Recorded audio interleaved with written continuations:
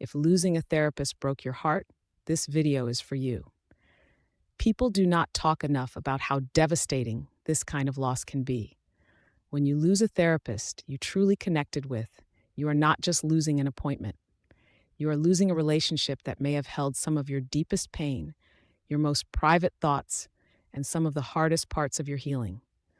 And whether that loss happened because they passed away, retired, moved, changed jobs, or became inaccessible for some other reason, the grief can be very real. A lot of people outside of therapy do not fully understand how deep that relationship can become. They may think a therapist is just someone you talk to once a week. But when the connection is real, therapy becomes much more than that. It can become one of the only places where you tell the full truth, not the cleaned up version, not the version you use to get through the day, the real version. A therapist may know the things you are too embarrassed to tell anyone else.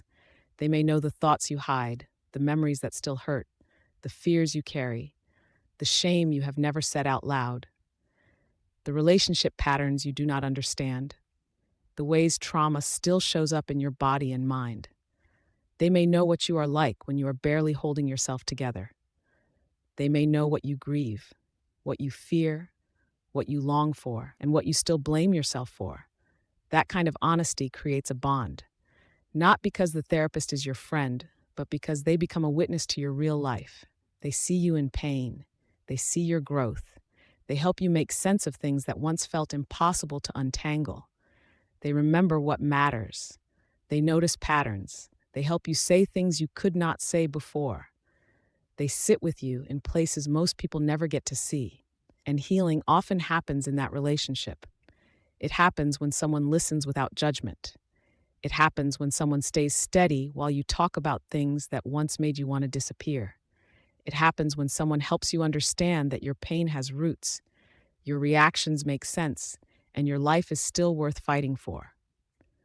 For some people, a therapist becomes the first safe relationship they have ever had. For others, the therapist becomes the person who helped them finally begin to heal. That is why losing a therapist can hurt so much.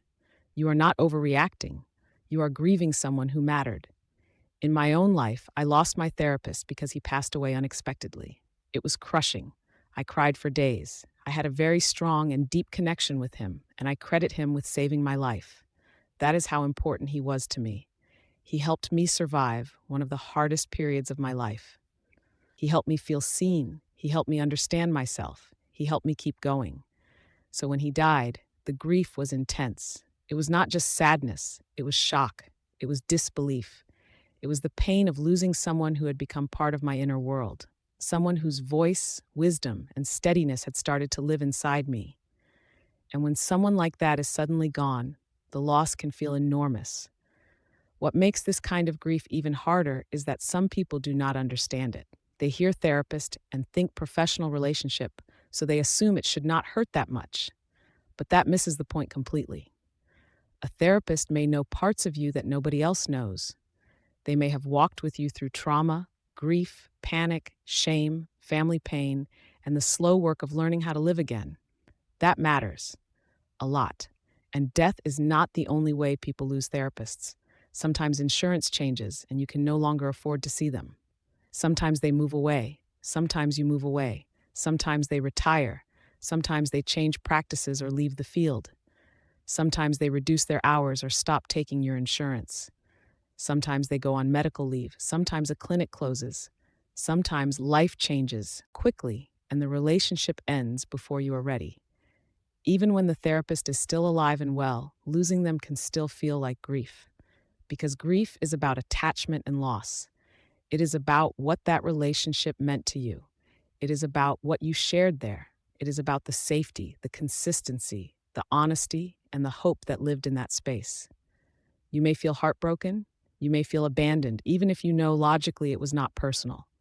You may feel angry, ashamed, confused, or scared that you will never find someone else who understands you the same way. You may dread starting over. You may feel exhausted just thinking about having to tell your whole story again. All of that is normal. So how do you cope with losing a therapist you really connected with? First, let yourself call it what it is. This is a real loss. You do not have to minimize it. You do not have to explain it away. If that relationship mattered to you, then the grief matters too. Second, let yourself feel what you feel. Cry if you need to cry. Feel numb if that is where you are. Feel angry if anger is there. Grief is not neat, and it does not move in a straight line. Some days you may feel calm, and then something small brings the pain rushing back. That does not mean you are going backward. It means you are grieving. Third, try to put words to what you are missing. Sometimes you are not only grieving the person, you are grieving the feeling of being understood, the feeling of safety, the weekly space where you could finally stop pretending, the one place where your pain was spoken aloud and held with care. Naming what you lost can help make the grief feel less confusing. It can also help to honor the relationship. You might write down what your therapist taught you. You might make a list of the things they helped you see. You might write them a letter you never send. You might remember phrases they used to say that helped you feel grounded. Gratitude does not cancel grief, but it can hold hands with it. You can be devastated by the loss and still deeply grateful that this person existed in your life. Another important part of coping is remembering that what a good therapist gives you does not disappear just because the relationship ended. At first, it may feel like everything good lived in them and died or left with them. But over time, you may realize that some of what they gave you is still here. The way they taught you to slow down, the way they helped you question your self-hatred, the way they helped you name your emotions, the way they reminded you that your pain makes sense, the way they taught you to be gentler with yourself. Those things can stay, and this loss can also teach you something important. It can teach you what you need in a therapist. Maybe now you know that you need warmth. Maybe you need someone emotionally present. Maybe you need someone trauma-informed. Maybe you need someone who listens deeply, remembers details, and makes you feel safe enough to be honest. That knowledge matters. The relationship taught you something about what healing feels like, and that can help guide you if and when you are ready to look for someone new. A new therapist will not be the same person, and they do not need to be. Seeking support again is not betrayal. It is not replacing the therapist you lost. People are not replaceable, but healing can continue. Connection can happen again. And the fact that you had one meaningful therapeutic bond means it is possible to build another one, even if it takes time. If you do start with someone new, be patient with yourself. You do not have to force trust. You do not have to open up all at once. It is okay if you compare them at first. It is okay if your heart is hesitant. It is okay if part of you is protecting itself. Go slowly. Notice what feels safe. Let trust build the way trust builds little by little. And if you are not ready for that yet, that is okay too. Maybe right now, the work is simply to grieve, to rest, to let yourself be affected, to stop judging yourself for missing someone who mattered deeply to you. I also want to say this clearly. There is nothing weak or strange about grieving a therapist. There is nothing embarrassing about deeply missing the person who helped you heal.